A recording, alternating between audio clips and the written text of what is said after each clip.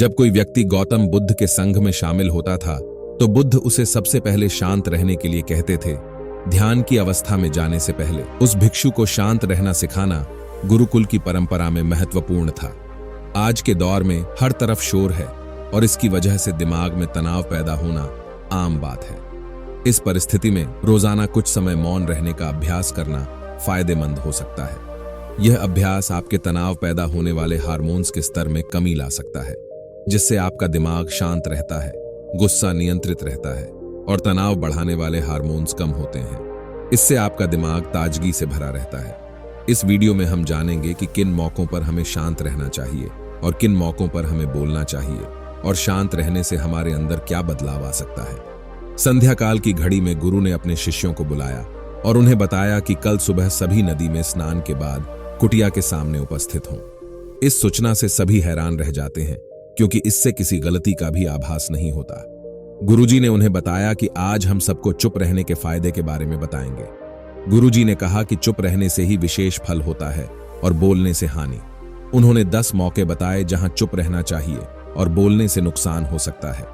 गुरुजी ने कहा कि यदि आप इन मौकों पर शांत हो जाते हैं तो जीवन में चमत्कारिक बदलाव हो सकता है।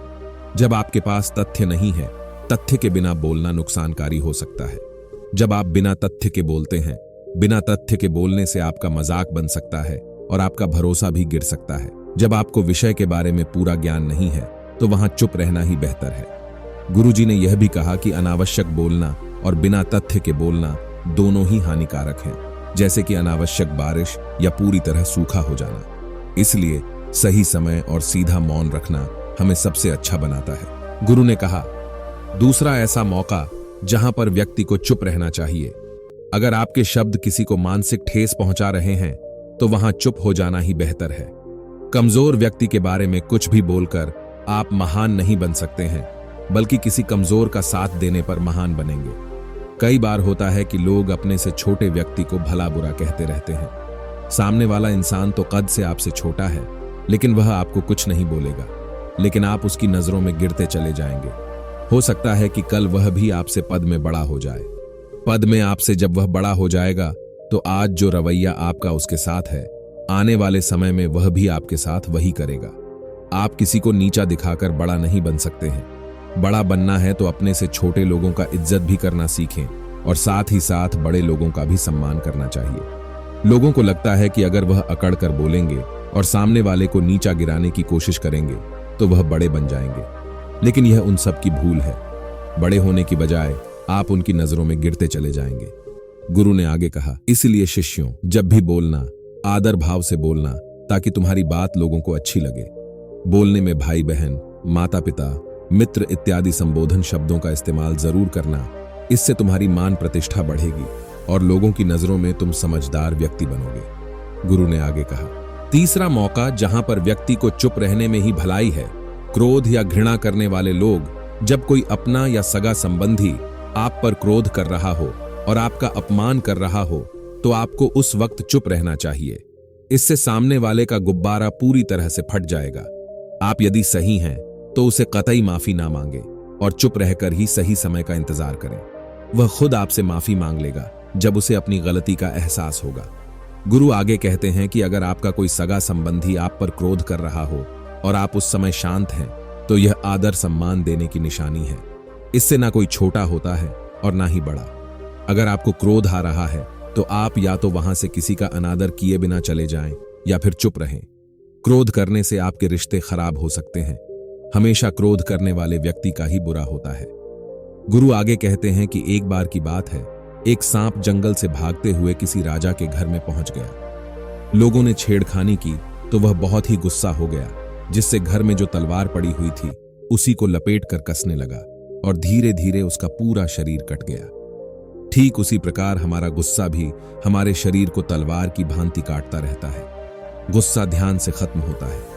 प्रतिदिन ध्यान की मुद्रा में बैठे रहने से आपका गुस्सा आपके नियंत्रण में रहेगा। गुरु आगे कहते हैं कि तो तरीका यह है कि आप प्रतिदिन ध्यान का अभ्यास करें। इससे आपके शरीर में जो हार्मोन्स गुस्से को बढ़ावा देते हैं वह सब तुम्हारे नियंत्रण में रहेंगे, जिससे शरीर गुस्से पर आसानी से काबू पा लेगा।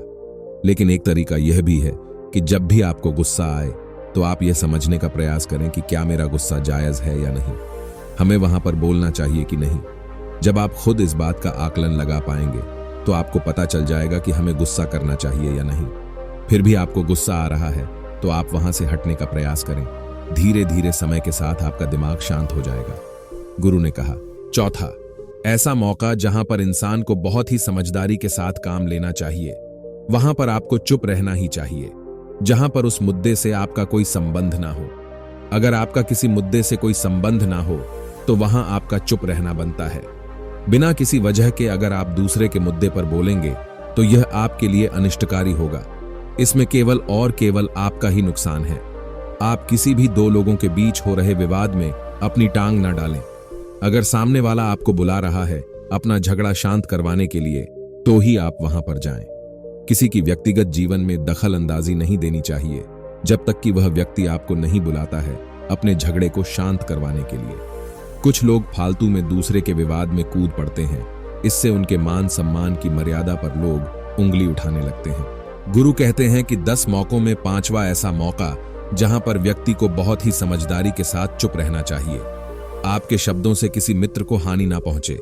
अगर आपके शब्द सामने वाले के परिवार या मित्रों की प्रतिष्ठा के बारे में बुरी झलक दिखा रहे हैं तो आपको चुप रहना चाहिए। किसी के परिवार या फिर मित्र के बारे में बुरा बोलने से केवल आप ही बुरे बनेंगे। जो चीज आसानी से खत्म की जा सकती है उसे अपने शब्दों से बड़ा ना करें। बिना चिल्लाए बात करने का प्रयास करते रहना चाहिए। अगर आप बिना चिल्लाए कोई बात नहीं कह सकते तो आपका चुप रहने में ही भलाई है। किसी पर चिल्लाने से आपके व्यवहार के बारे में पता चलता है। ज्यादा बोलने से चीजें हमेशा खराब ही होती हैं।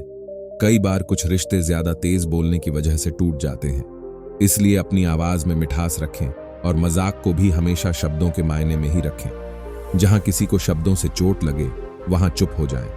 ज्यादा बोलने से हमेशा नुकसान ही होता है। किसी और की प्रतिष्ठा को अपने शब्दों के माध्यम से उसे हानि नहीं पहुंचाना चाहिए। यदि आपके शब्दों से किसी और की प्रतिष्ठा को ठेस पहुंच रही है तो वहां आपको चुप हो जाना चाहिए। जब कोई व्यक्ति आपके सामने नहीं है तो आप उस व्यक्ति के बारे में बुरे शब्द किसी तीसरे व्यक्ति के सामने ना बोलें। गुरु कहते हैं यह सीख हमें समझदार और सही मार्ग पर चलने के लिए प्रेरित करती है। छठा मौका जब व्यक्ति को चुप रहना चाहिए।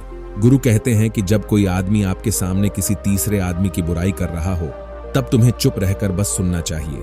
अपनी बात व्यक्त नहीं करना चाहिए, क्योंकि जो आज आपके सामने किसी तीसरे की बुराई कर रहा है वह कल किसी और के सामने आपकी बुराई भी कर सकता है। नीति शास्त्र के अनुसार जो अपने मुंह को बंद रखता है और बुद्धि से काम करता है वही इंसान समझदार होता है। बिना जरूरत के किसी के बारे में किसी के बीच में बोलना गलत है और कभी कभी हमारे लिए बुद्धिमानी इसी में होती है कि हमें अपना मुंह ऐसी जगह पर नहीं खोलना चाहिए। गुरु आगे बताते हैं कि 10 मौकों में 7वां ऐसा मौका होता है जब व्यक्ति को चुप रहना उचित है। यह समय वह होता है जब कोई आपकी भावनाओं को समझ नहीं पा रहा हो या जब आपका अनुभव होता है कि सामने वाला व्यक्ति आपकी परेशानी को नहीं समझ रहा है। इस स्थिति में चुप रहना एक सबसे उपयुक्त प्रतिक्रिया हो सकती है।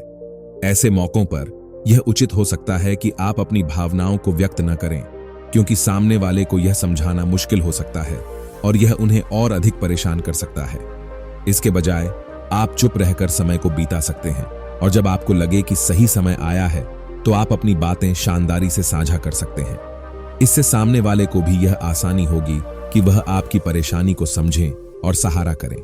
गुरु कहते हैं कि 8वां मौका जहां पर आपको चुप रहना चाहिए जब कोई इंसान अपना दुख व्यक्त करे। यदि कोई इंसान अपने दुख या परेशानी आपको बता रहा है तो इसका मतलब यह है कि वह आपको अपना समझ रहा है। ऐसे में तुरंत ही उसे समाधान बताने के बजाय चुप रहकर उसके दुख या समस्या को सुने।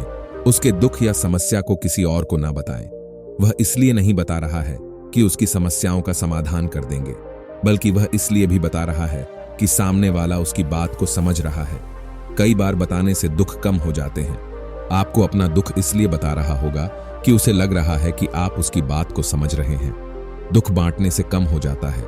इसलिए जब कोई व्यक्ति अपना दुख आपसे व्यक्त करे तो आप चुप्पी मारकर उसकी बात को बहुत ही ध्यान से सुने, ताकि उसके दुख कम हो जाए, उसके मन का बोझ हल्का हो जाए, क्योंकि उसके मन में जो भी बातें थीं उसने आपको सब बता दिया। गुरु आगे कहते हैं कि 10 जगहों में 9वीं ऐसी जगह जहां पर आपको चुप रहना चाहिए जहां पर दुष्ट प्रकृति के लोग रह रहे हो और गाली गलौज कर रहे हो तो आप वहां पर मत जाइए। ऐसी जगहों से आप चुपचाप निकल जाएं, अर्थात अपनी प्रतिक्रिया दिए बिना आप वहां से चले जाएं, क्योंकि जिसकी जुबान खराब होती है, जो दुष्ट प्रकृति के लोग होते हैं, उनको आप ऐसे समय में नहीं समझा सकते हैं जब उनका दिमाग पूरी तरह से शांत हो जाए, तभी वह आपकी बात सुनेंगे। इसलिए जहां पर दुष्ट प्रकृति के लोग आपके किसी बात को ना मानते हो और ना ही सुनते हो तो आपको वहां पर नहीं बोलना चाहिए। गुरु कहते हैं कि 10वां और आखिरी ऐसा मौका जहां पर आपको शांत हो जाना चाहिए। अपनी सफलता का राज हर किसी को ना बताएं। कई बार होता है कि कुछ लोग जो सफलता को बहुत ही जल्दी अर्जित कर लेते हैं, वे हर जगह अपनी सफलता का ढिंढोरा पीटने लगते हैं। ऐसे में क्या होता है कि कई लोग आपकी सफलता से खुश नहीं होते हैं। अगर आप अपनी सफलता का जबरदस्ती लोगों में ढिंढोरा पिटवा रहे हैं तो लोगों की नकारात्मक ऊर्जा आपको प्रभावित कर सकती है। जब आप सफल होंगे तो सबको पता चल जाएगा कि आप सफल हो गए हैं। ढिंढोरा पीटने से नुकसान आपका ही होगा। इतना कहकर गुरु ने कहा, शिष्यों, आज के लिए बस इतना ही।